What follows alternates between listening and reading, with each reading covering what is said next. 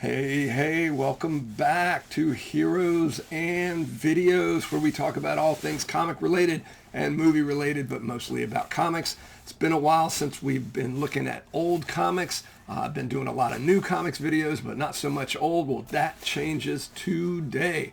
We're going to be looking at some comics I've picked up at the local comic shop here recently. Got some great things in here, maybe a first appearance, first issue, a couple of underrepresented artists. Well, one underrepresented artist I feel who strikes me as much more Steranko-like than just doesn't get a lot of acclaim. I think for that, I really didn't read a lot of his stuff myself. And if you stick around to the end of the video, we have what at the time was the answer to the greatest reader demand in Marvel history. I was wondering what that was. It says it right on the cover, but that is going to be the last book we look at today. Would love it if you subscribe to the channel, hit notifications so you get notified when we have new content. Like the channel, like the video. Of course, I'd love for you to stick around to the end to see if you like it or not and make your decision then. With that being said, let's get right into it. What we've got up first is a couple of issues of Daredevil that I picked up to fill in some holes here. This cover's always struck me as a little odd, but and Crag with two G's is the villain there. But it does fill a hole. They've got a couple of holes in this in a 50 to 100 Daredevil run, and this was one of them. Picked that up. That's a pretty good price. Haven't read it yet, but I'm looking forward to it. And then this is part of a crossover. I need to get all three of these covers on the channel at some point. You'll see Zodiac down there. It's Daredevil teaming up with Iron Man. And if you look really, really close, the guy in the light blue there has got somebody in a headlock. You can barely make out his eye patch. That is Nick Fury. We were talking about Jim Steranko. Nick Fury obviously has a big connection there. I don't think that's the best use of Nick Fury on a cover, but this is a team up here with Iron Man and Daredevil. It reminds me, I think it might have even been part of a semi-crossover. I think there's an issue of Namor that has Spider-Man and Daredevil in it that's around that time. Yeah, I'll have to check that out. I haven't read the books yet. I just picked them up. Speaking of great artists, we talked about Jim Steranko, another great storyteller, Jim Starlin. This is not Jim Starlin on this book, but it fills a little hole in my Captain Marvel run, Captain Marvel 23. You see he's got the silver hair there. I don't think he had the silver hair until after, or maybe he went blonde during the Eon thing with Jim Starlin in that first Thanos storyline. But this is Megaton. This is when they were starting and stopping Captain Marvel series there. Love that costume. It's one of my favorite all-time costumes that appeared first in number 17. I'm also a big fan. I believe this is a Gil Kane cover. Feels like that Megaton pose there is kind of Gil Kane, and certainly the lady's outfit. Big fan of Gil Kane 70s hipster outfits. Women, if that makes sense. Oh, and I just realized on this cover, I've seen this cover a lot, I just realized Captain Marvel's not on the cover really. He's sort of symbolically there. That's Rick Jones in green, all green for some reason, on that that's laid out there. And Captain Marvel's like, you got to wake me up. This is back when they were sharing a body, like going back and forth to the negative zone with the Negabands thing, right? Seen this cover for years, over the years, just never picked it up. But I just realized that Captain Marvel's not really there. Speaking of Captain Marvel, I mentioned the first issue. Well, sure enough, I have a pretty good run of this, like from around 8 or 9 up. But I didn't have his first issue, and I found this beautiful copy at the local comic shop, and it was reasonably priced. It's look at that. What is it you kids say? How it presents? I mean, that's just beautiful, beautiful. Color pops on that thing. It's just a great cover. A character that struggled to find his way, honestly, certainly until the costume change in number 17, and even more so when Jim Starlin took over the book in that Thanos storyline, to give him some cosmic gravitas, if you will. But I just thought that was really cool, and I hadn't had one and now I do have one. Here we go into the Steranko rant a little bit here. So noticed a couple of, in looking at some of these comics I just picked up. First off is Iron Man 232, which is, as you can probably tell from that cover, Barry Windsor Smith did the art in this book. I don't know why this book doesn't get more buzz around it. It's an epilogue to the Armor Wars storyline that was going on in I don't think we'll ever see in the Marvel Cinematic Universe, but it was a good storyline in the comics back, I want to say, in the 80s, but you know what? I'm going to need to look. Yeah, this is late 80s, 88.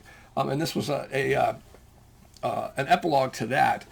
It is a great, fascinating, see if I can get so you can see some of that art there.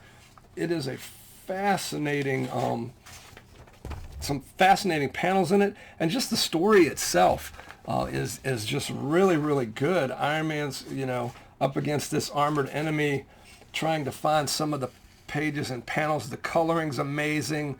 He's in that silver and red outfit. I'm trying to find particularly one of the panels that reminded me of Jim Steranko's stuff. And no, Barry Windsor Smith is not the artist I referred to earlier, being very Steranko-esque, but not getting the praise. Barry Windsor Smith obviously has gotten lots of praise over the years. I don't see the panel I was looking at earlier. It's just a very, here we go. Sequentially, it's just a very well-constructed book. I apologize that the colors are a little faded on this guy. Oh, you guys want to do a snapshot? You can see what New England Comics was doing, was advertising for books back then. Let's take a quick look at where we have X-Men. Oh, they don't have anything before X-Men 102, so never mind. I was hoping we'd see some of those great old issues. How far back did they go on Amazing Spider-Man here? Sorry for the side note. Oh, you know what? They lose points because they've got, sorry, New England Comics from 40 years ago. You lose brownie points because you've got Amazing Spider-Man listed under S. Doesn't work for me. Amazing Spider-Man should be under A. At any rate, if we're looking at old issues, yeah, these guys, New England must have been fairly new, because even then the oldest Spider-Man they have is like 203. So back to our regularly scheduled program. See those panels at the bottom here? How it runs across? It's basically one big panel that's been split up into three panels.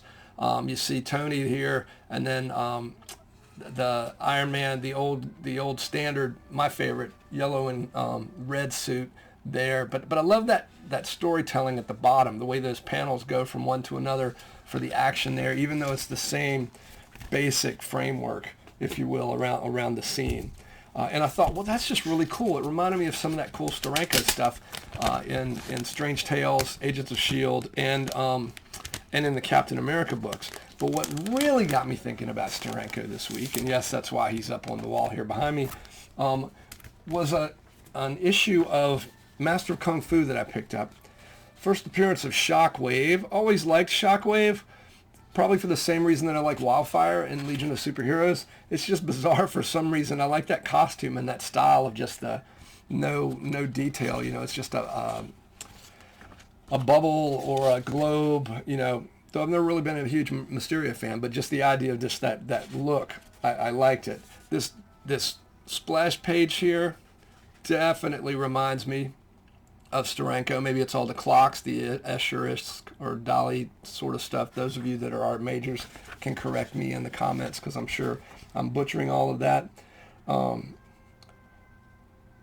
Yeah, Doug Mensch, Paul Gulacy, storytellers. So Paul Gulacy is the artist I was referring to. And he's just, I feel like the guy is super underrated. In particular, let me see that sequential panel I was referring to earlier. Also escapes me. Oh wait, here we go. It's a little wordy. I mean, when you see the some of these word balloons down here, for example, where you can tell, wow, they just needed a lot of dialogue and they just had to fit it in there. But look at that punch at the bottom. Oh, here's another one of those panels where it's basically one scene, but the focus is split up by demarking it, making demarcations. But the panels like that. There was a much better example in here in an action scene, though. And, oh, here we go. I was trying to find it. So down here, whoops, on this page, on your left here, where you see Shang-Chi with that kick into the bad guy, and then the other punch there, and it's just a lot of action going on in that, but it's all one scene. It's just split up very nicely with the panels. And I don't know, that reminds me of some of Steranko's work, particularly on that very small Captain America run, I'm just curious as to why he didn't seem to get more, I don't know, that he didn't get as much notoriety, obviously, as Steranko. But that being said, I also mentioned at the top of the episode, we had first appearance. And speaking of the aforementioned Shang-Chi, Master of Kung Fu, managed to pick up Special Marvel Edition number 15, first appearance of Shang-Chi, Master of Kung Fu. Loved this character. I was a huge Bruce Lee fan as a kid. I don't know why I didn't lock into this book. I just had a few issues here and there. Had his second appearance. Have a number of the early issues because the numbering jumped over to Master of Kung Fu here shortly. The thing I had forgotten, Steve Englehart and Jim Starlin are the creators on this book.